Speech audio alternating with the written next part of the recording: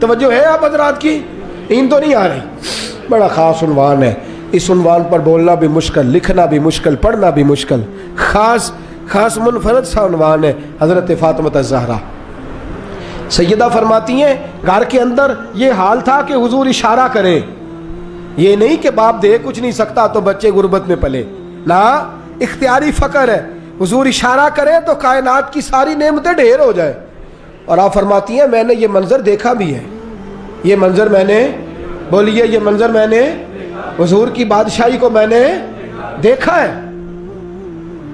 ایک دفعہ یہودیوں کی عورتوں نے شرارت کی کہ حضرت فاطمہ کو بلاتے ہیں اور ان کی غربت کا مذاق اڑاتے ہیں، معاذ اللہ ثم معاذ اللہ۔ کہتی ہیں گھر آئیں عورتیں، کہنے لگی حضور اپنی بیٹی کو بھیجیے، ہمارے گھر میں شادی ہے، ہم چاہتی ہیں یہ وہاں لوگوں کو تبلیغ کریں، دین کا پیغام دیں۔ اب اسلام پر تو حضور ضرور بھیجا کرتے تھے، چاہے کوئی دھوکے سے ہی بلاتا۔ میرے حبیب پاک صلی اللہ علیہ وسلم نے کہا فاطمہ جاؤ۔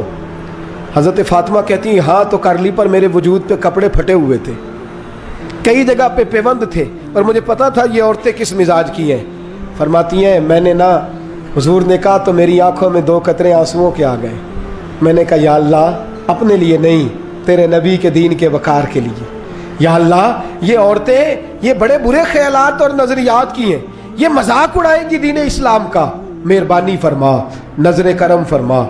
حضرت فاطمہ فرماتی ہیں ابھی میری بات بھی مکمل نہیں ہوئی، رسول پاک پھر تشریف لے آئے اور فرمایا فاطمہ کیا کیا سوچ رہی تھی، کیا کہہ رہی تھی؟ کہ حضور کوئی خاص نہیں۔ فرمایا نہیں، کچھ تو تو کہہ ہی رہی تھی، کچھ تو تو سوچ ہی رہی تھی۔ کہتی ہے میں نے بادشاہی کے نظارے گھر میں دیکھے، کچھ تو سوچ رہی۔ حضور کیا ہوا؟ فرماتے ہیں حضور نے چادر مبارک کھولی، اندر سے جوڑا نکالا، فرمایا پتہ نہیں تو نے کیا سوچا ہے، جبریل جنت سے جوڑا لے کے پہنچ گئے۔ حضور نے وصال سے 3 دن پہلے حضرت فاطمہ کو بلایا، کان میں کوئی بات کہی تو حضرت فاطمہ رونے لگی۔ حضرت عائشہ کہتی ہیں پھر کان میں کہا تو ہنسنے لگی۔ حضور کے وصال کے بعد میں نے پوچھا فاطمہ کیا بات ہوئی تھی؟ فرمایا نبی پاک نے میرے کان میں کہا تھا فاطمہ میرے جانے کا وقت آ گیا ہے، تو میں رو پڑی۔ پھر حضور نے فرمایا جنت میں تو سب سے پہلے مجھ سے ملاقات کرے گی، تو فرماتی ہیں میں ہنس پڑی۔ حضور کا وصال ہوا۔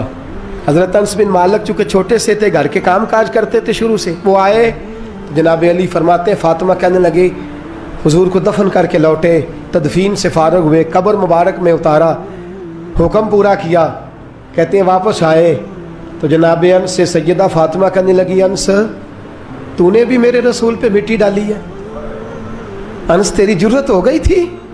فرماتے ہیں اس وقت فاطمہ کا پہلا آنسو گرا، اور پھر 6 مہینے حضور کے بعد حیات رہی، میں نے اس کے آنسو ہی گرتے دیکھے۔ لوگ سو جاتے، وہ حضور کے روضے پہ جا کے بیٹھ جاتی، کہتے ہیں میں سمجھاتا بہلاتا، لیکن فاطمہ کہتی علی صبر اپنی جگہ، کرم اپنی جگہ، اور میں تجھے کیا بتاؤں، بہن بھائی پہلے سارے چلے گئے، والدہ پہلے چھوڑ گئی، اب حضور علیہ الصلاۃ والسلام نے بھی پردہ ڈال لیا ہے، مجھے چاروں جانب کچھ دکھائی نہیں دیتا۔ کہتے ہیں 6واں مہینہ تھا حضور کے وصال کو۔ ایک دن مسکراتی ہوئی فاطمہ گھر آئی روزے سے رات کو بچوں کے ساتھ، تو شیر خدا کہنے لگے، میں نے کہا فاطمہ بڑے دنوں کے بعد مسکراتے دیکھا، کیا بات ہے؟ تو کہنے لگی علی آج میری آنکھ لگ گئی تھی، مجھے حضور خواب میں ملے ہیں، تو مجھے حضور نے کہا ہے تو روتی کیوں ہے؟ تو میں نے کہا محبوبہ میرا دل نہیں لگتا۔ تو فرمایا بیٹی تیاری کر تو میرے پاس آنے والی ہے۔ حضرت علی فرماتے ہیں بس فاطمہ بیمار ہوئی، چند دن گزرے تو مجھے بلایا اور کہنے لگے علی وقت جانے کا آ گیا ہے، یہ علی کے گھر کی ہے عزت علی سے سنتے، نبی کے گھر کی ہے عزت نبی سے سنتے، وہ جس نے معزز کیا گھرانے کو، حسین پال کے جس نے دیا زمانے کو، جانے کا وقت آ گیا ہے علی۔ پہلی بات تو یہ ہے کہ حضور کی نواسی جناب امامہ سے شادی کر لینا، وہ حضور کو بڑی پیاری ہے، اور دوسری بات یہ ہے کہ میرے حسن حسین ان کا خاص خیال رکھنا، اور تیسرے لفظ کہے تو حضرت علی تڑپ کے روئے، کہنے لگی میں نے وقت گزارا ہے، آپ کی حقوق میری ذمہ داری تھے، میں انسان تھی بھول جاتی تھی، اگر مجھ سے کہیں کوئی کمی رہ گئی ہو تو مجھے رضا الہی سے درگزر کرنا، کہیں میں حضور کے سامنے جا کے شرمندہ نہ ہو جاؤں۔ شیر خدا کرم اللہ تعالیٰ وجہ الکریم فرماتے ہیں میں نے ہاتھ تھاما اور میں نے کہا فاطمہ علی کا بڑا مرتبہ تھا، پر جو تیری نسبت سے کمال تھا وہ تیرا ہی تھا، تو کیسی بات کرتی ہے, تو نے تو حد کر دی, شہزادی ہو کے میرے گھر میں خادموں کی طرح رہی. حضرت فاطمہ رضی اللہ تعالیٰ عنہا کا دوسرا حکم یہ ہوا کہ مجھے رات کو دفنایا جائے, اور فرمایا میرے پہلے مدینے میں ایسا نہیں ہوتا تھا, یہ حضرت فاطمہ نے سب سے پہلے کہا.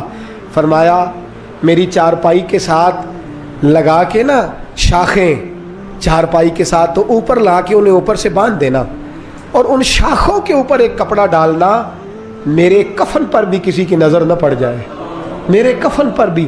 فرمایا شاخیں لگا کے یہ وصیت کی.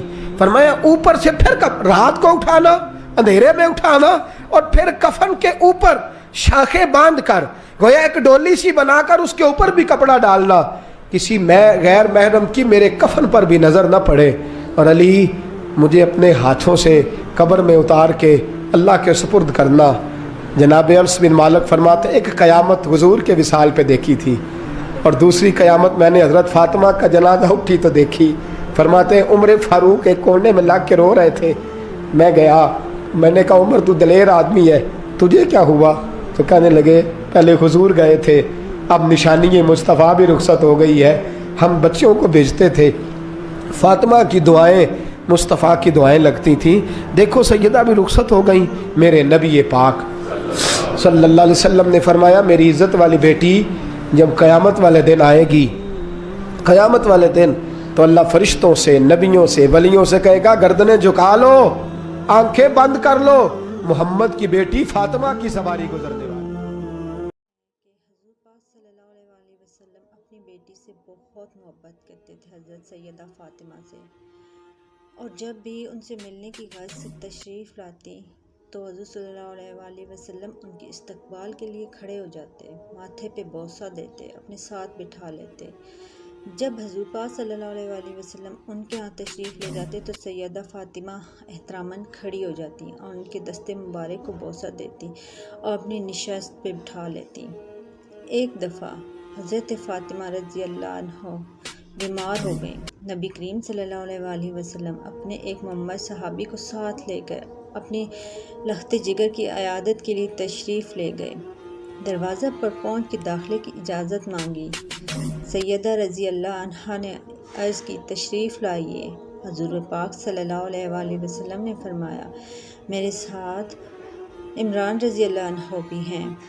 حضرت فاطمہ رضی اللہ عنہا نے جواب دیا ابا جان میرے پاس ایک ابا کے سوا کوئی دوسرا کپڑا نہیں ہے کہ میں پردہ کروں.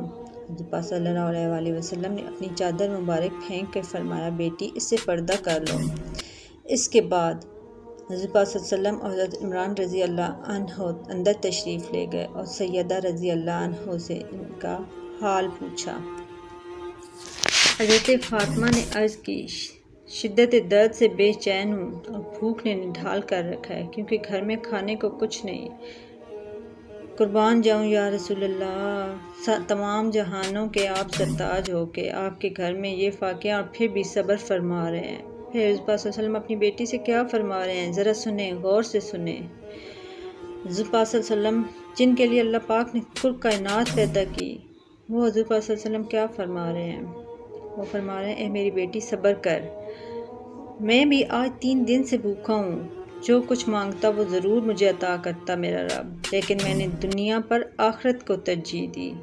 سنا ناظرین آپ نے, یہ ہوتی ہے دیکھا ناظرین آپ نے جن کے لیے کائنات تخلیق کی گئی, جن کا نام لے کے ہماری جھولیاں بھری جاتی ہیں, ان کی عاجزی کا یہ عالم ہے کہ ان کے گھر میں 3 دن سے فاقہ ہے اور وہ اس پہ صبر فرما رہے ہیں. سبحان اللہ سبحان اللہ.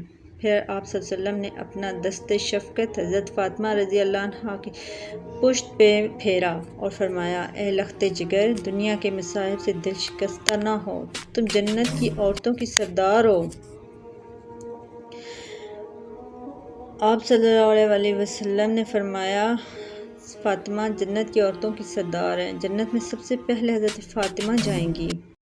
ناظرین آج کل کے کمپٹیشن کے دور میں جو کہ نفس نفسی کا دور ہے, اس دور میں آپ کو اس ویڈیو سے کیا سبق ملا کمنٹ کر کے ضرور بتائیے گا. شکریہ.